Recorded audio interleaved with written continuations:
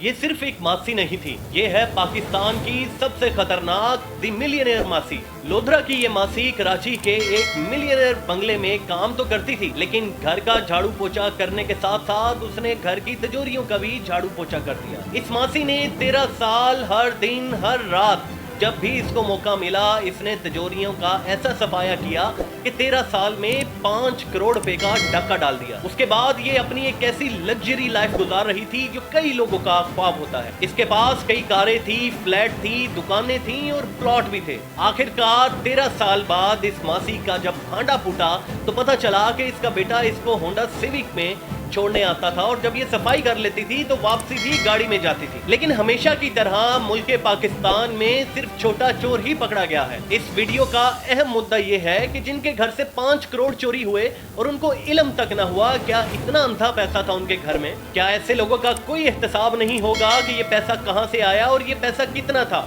एक अंदाजे के मुताबिक इस मासी ने 14 साल में हर रोज औसतन 10,000 रुपए इस घर से चोरी किए और अपना शाहाना लाइफस्टाइल बनाया। अगर आप भी इस तरह की किसी मिलियनेयर मासी को जानते हैं तो कमेंट में लाजमी बताइएगा।